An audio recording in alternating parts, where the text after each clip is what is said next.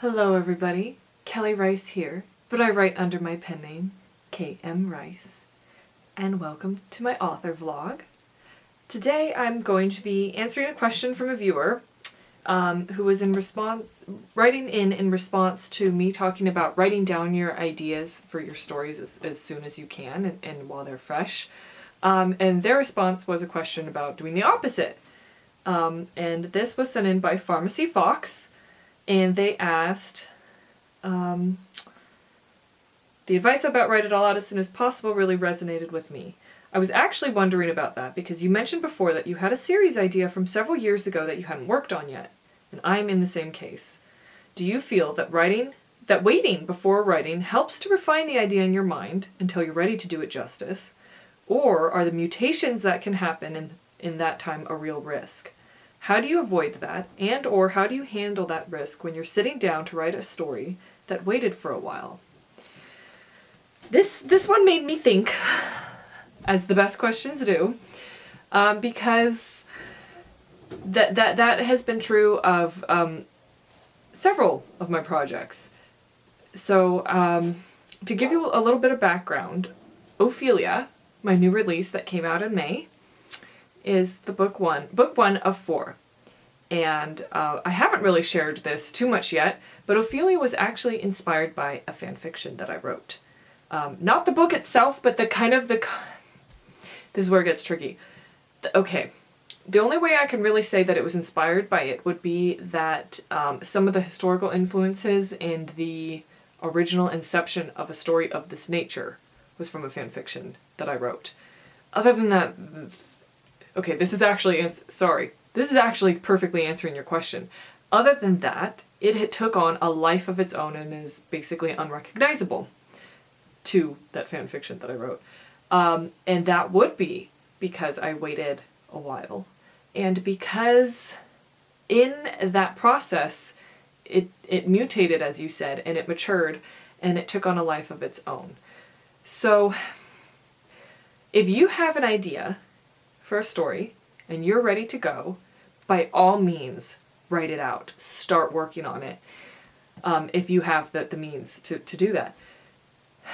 I don't, and again, this is all just speaking from my personal experience, I don't think that there is necessarily a benefit to, ooh, I have the perfect idea, I'm ready to go, I've got the time, but it feels premature because I haven't lived with this idea long enough. I should probably sit and let it mulch for a while and somehow it will mature and become better. I don't think that is how the creative process works.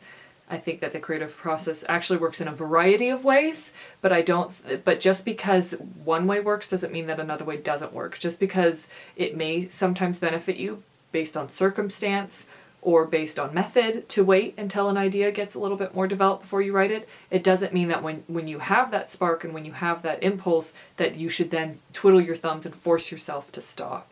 I hope that's clear. If you are inspired and ready to go, then by all means go. Because you are going to encounter those mutations, to use your words, as you write. And you're going to encounter those challenges and be forced to reconcile them and adapt your work accordingly. By letting it sit, and again, this is just for me personally, you can set yourself up for more challenges, or at least I do. When I fly by the seat of my pants when I write, I am making it up as I go along. I am in the world, I am building the world with me, and in that sense, it feels completely natural that I'm hitting walls and finding complications and encountering these mutations and navigating them. And you guys can watch my video on the writing process if you haven't seen that one and you're curious about how I write. However, doing the opposite for me presents challenges that I can overcome and do, but I've just learned that I've had to, and I'm calling them challenges, but really it's just adapting what feels normal to you. So my classic way of writing is just sitting down and blazing it all out. Well, you don't always get to do that. You don't always have the time and circumstances to do that. So when I have had an idea mulching for a long time and I am going to try to adapt it, there are certain psychological hoops that I personally have to go through. One of them is fairly universal. And on a scale, you will be facing this on any artistic endeavor. And that is the gap between your inspiration and your finished product. And that's something that, I've talked about before. I always recommend Percy Shelley's essay in defense of poetry. He used the word poetry. It was used liberally back then to refer to just the written word. And I read that when I was about 20 years old. I had never before encountered someone who I'm like, oh my God, he gets it. I chose to do a report on him for a class just because he was Mary Shelley's wife and husband, and I liked Frankenstein. And I remember reading it, having no idea what I was getting into, and just underlining passage after passage after passage with pencil. I felt so passionately about it that when I was in the creative writing program, when my friends would ask me about it, I had a PDF that I'd highlighted my favorite parts and I sent that to them. I recently recommended it to the famed artist John Howe, who does a lot of Tolkien artwork, and he went out and after he read the PDF or an online version, he bought a copy and put it on his bookcase because it so resonated with him too. So it's not just the written word, it is all of art, and he is giving voice to how that flash of inspiration, that love of the beauty that we have for our creative spirit that lies within us, and how there is actually no way to give that spirit a house in the tangible mortal realm, but how we can aspire to a reflection of it. But even our very best, most satisfying effort is going to in some way be pale compared to the original ethereal inception. That moved me when I encountered that, because I felt like that is the artistic process, that is the creative process. And I hadn't seen it, I hadn't encountered it put into words so beautifully with such incredible metaphors. So I definitely recommend reading that. If I can find a copy of it online, I'll put the link in the description. But and I have a theory about that, at least in my own work. I feel like that's because a lot of time the original creative impulse in all of its purity is also incredibly unrefined. So I am looking at it purely from an emotional point of view with flashes of image and color and sound, but not a whole creative finished product. And that once you are forced to tie stuff down, it loses a little bit of that gossamer glow. And that's because you are forcing it to be like, well, you've got some questions to answer. There's some logistics here. There's, how? And that is why I think sometimes it seems to pale in comparison to the original inception. But that could be a separate vlog episode, because that's kind of getting into the psychology behind creativity, which, as you guys know, fascinates me, and I think fascinates a lot of us. But I will sometimes encounter resistance when I'm doing the opposite, and it is for the same reason that I do not outline. I have this strange thing that happens, and maybe this is true for a lot of people. If it happens to you too, and you don't mind, go ahead and share in the comments, because I'm curious. Where if I outline something, some part of my brain goes, okay, so that's what the story is.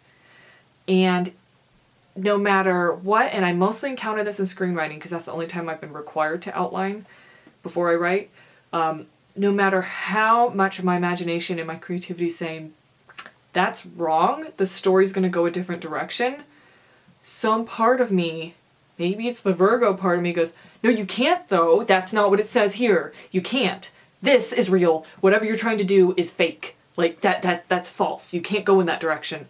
And it is like, that's why I called it a challenge. It is a mental challenge for me to be like, but I wrote that, and I'm also writing this. I'm my own boss. I'm arguing with myself. I'm arguing with a previous version of myself who doesn't exist anymore, because that was me like 5 minutes ago, and now it's me now. Me now is the authority. So it's strange. It doesn't make sense. But I do know that there's some part of me that will fight against new direction when I've written something down. And I think the same can go for when you haven't written it down, but it's kind of been cemented in your imagination. And when you've been going along, and like you said, if you've been living with a story for a long time, then you can encounter that resistance. So when I first started writing Ophelia, I need to do a vlog post just about that process, because there's a lot of hilarity in there. Part of it was to get to this point, this one point that I wanted to get to. I didn't know how I was going to get there. I just knew I needed to get there. Most of the times, as I've told you, when I start writing, I just start writing. And in fact, almost every single book I've ever written, I'm like, oh, how this is going to end. In fact, even with Ophelia, I got to the point where I thought, I don't know how this is going to end. Every book I wrote in that great big epic series, I thought, I have no idea how this is going to end, but I have to trust that I will find it. I have to trust that I will find a way to end it. And I did. I don't know if they're satisfying endings or not, but I did each time, and that kind of gave me confidence as I went. But it's been like that with every book, because it is a little bit scary to set out and not know how your story's going to end. But conversely, when you have a point you're trying to get to, that's when, and maybe it's like the wildness inside me trying to rebel against any form of constraint, but that's when I encounter speed bumps and tangential storylines when I know I'm trying to get to a place. But upon reflection, most of the time, that's because the place I'm trying to get to is no longer relevant.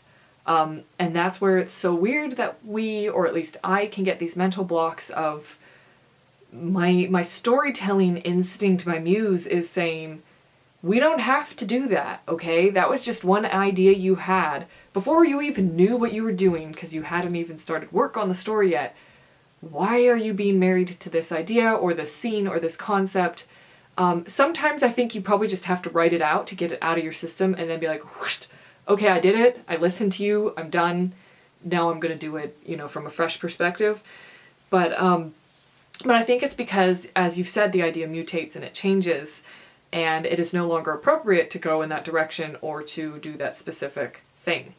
And when you encounter that, it sounds so easy to just be like, to realize that and say, okay, well, then I'll just see where my story takes me. But it's never that easy. It's agonizing. It's painful. It means you're walking away from your computer or your notepad, whatever you're doing. You're spending a few days, maybe weeks, being like, oh, what am I doing? What am I doing? I hate this. I think this is what people refer to as writer's block.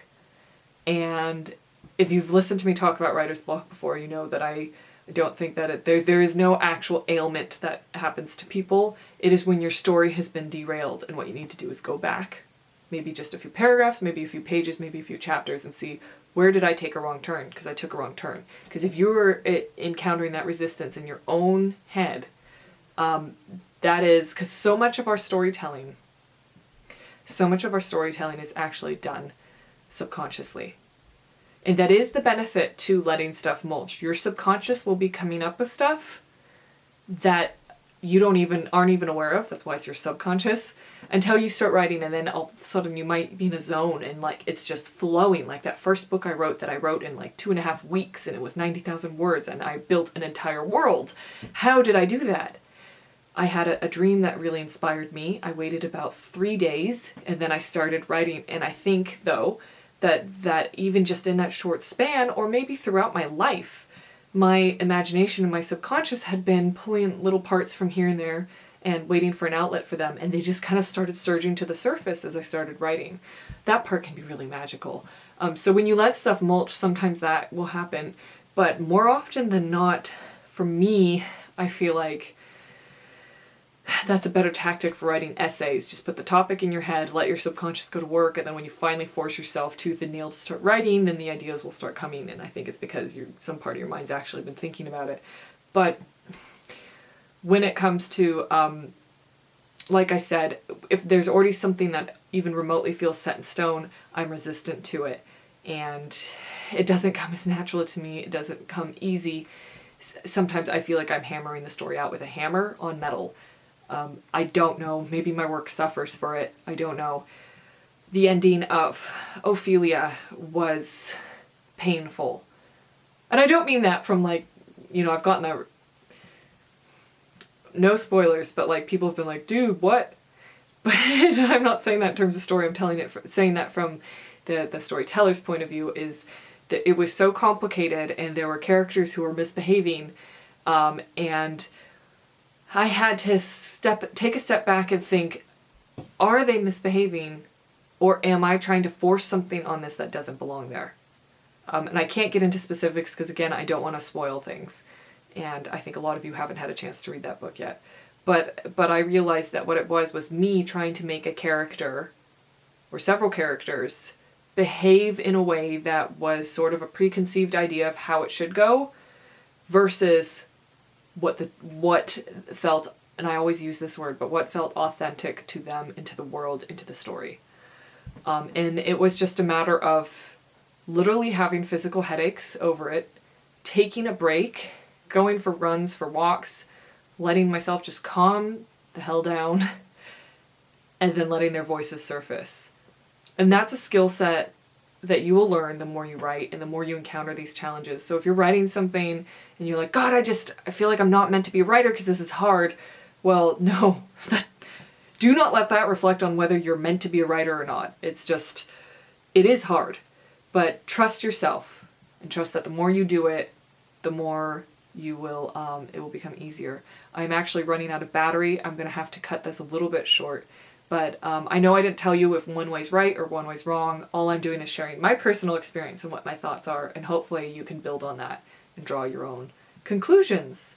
But from me, and a pentagram that I made that's going to be listed in my Etsy shop at some point. I'm going to have to trim some of the sticks a little bit so that I can actually ship the thing.